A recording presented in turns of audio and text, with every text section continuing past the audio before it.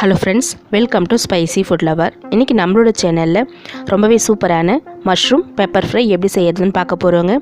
இந்த pepper fry பார்த்திங்கன்னா நம்மளுடைய எல்லா வெரைட்டி ரைஸ்க்கும், ஃப்ரைட் ரைஸ்க்கு, புலாவுக்கு எல்லாத்துக்குமே சைட் டிஷ்ஷாக சூப்பராக இருக்குங்க. சாம்பார் சாதம் எல்லாத்துக்குமே சூப்பரான ஒரு பெஸ்ட்டு சைட் டிஷ்ஷாக சொல்லலாம்.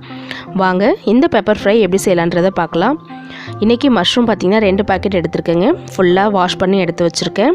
இந்த மஷ்ரூம் எல்லாத்தையுமே நம்ம 2 அல்லது 3 பீசஸாக கட் பண்ணி எடுத்துக்கலாம்.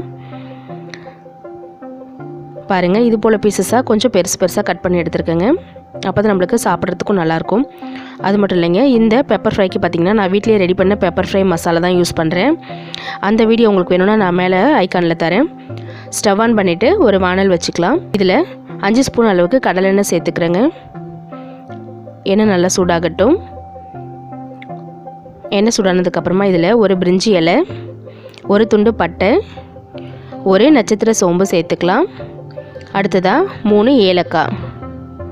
இதுவே போதுங்க. சிம்மில் வச்சுட்டு நல்லா வறுத்து விட்டுக்கலாம். நல்லா வறுத்ததுக்கப்புறமா இதில் நம்ம காரத்துக்கு பச்சை மிளகாய் சேர்த்துக்கலாம். ஒரு 4 பச்சை மிளகாய் நீல வாக்கில் கீறி எடுத்துருக்கேன், அதையும் சேர்த்துக்கலாம். பச்சை மிளகாய் சேர்த்துட்டு பொடியாக கட் பண்ண 2 பெரிய வெங்காயம் சேர்த்துக்கலாம். வெங்காயம் சேர்த்துட்டு நல்லா வதக்கி விட்டுக்கலாம். ரொம்பவே ஈஸியாக செய்யக்கூடிய இந்த பெப்பர் ஃப்ரை மசாலா நம்மளுக்கு ஒரு 10 மினிட்ஸ் போதுங்க. வெங்காயம் நல்லா வதங்கட்டும். அடுத்ததாக இதில் நம்ம கொஞ்சமாக கருவேப்பிலை சேர்த்துக்கலாம். ஒரு 2 கொத்து கருவேப்பிலையை ஒரு வீதியில் தூவிக்கலாம். சேர்த்துட்டு நல்லா ஒரு தடவை வதக்கி விட்டுக்கலாம். இப்போது பெப்பர் ஃப்ரைக்கு தேவையான அளவு இஞ்சி பூண்டு பேஸ்ட்டு நம்ம ஒரே 1 ஸ்பூன் அளவு சேர்த்தா போதுங்க. 1 ஸ்பூன் இஞ்சி பூண்டு பேஸ்ட், ரொம்பவும் மசாலாவாக இல்லாமல் அப்போ தான் நம்மளுக்கு சாப்பிட நல்லாயிருக்கும். இஞ்சி பூண்டு பேஸ்ட்டு நல்லா வதக்கிக்கலாம். அதோட பச்சை வாசனை போகிற அளவு வதக்கி விட்டுக்கலாம்.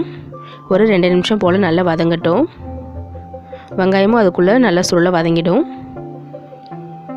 வெங்காயம் நல்லா வதங்கினதுக்கப்புறமா நம்ம கட் பண்ணி எடுத்துருக்கிற இந்த மஷ்ரூமை இதில் சேர்த்துக்கலாம். 2 பாக்கெட் மஷ்ரூமையும் சேர்த்துட்டு இப்போ நம்ம நல்லா வதக்கி விட்டுக்கலாம். மஷ்ரூம் பார்த்திங்கன்னா அதுலேருந்து தண்ணி விடுங்க. நம்ம எக்ஸ்ட்ரா தண்ணி சேர்க்கணுன்னு அவசியம் இல்லை.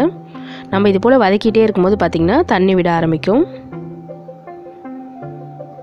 சேர்த்துட்டு இப்போ நம்ம இதில் மசாலா சேர்த்துடலாம். 1/4 டீஸ்பூன் அளவுக்கு மஞ்சள் தூள் சேர்த்துக்கலாம்.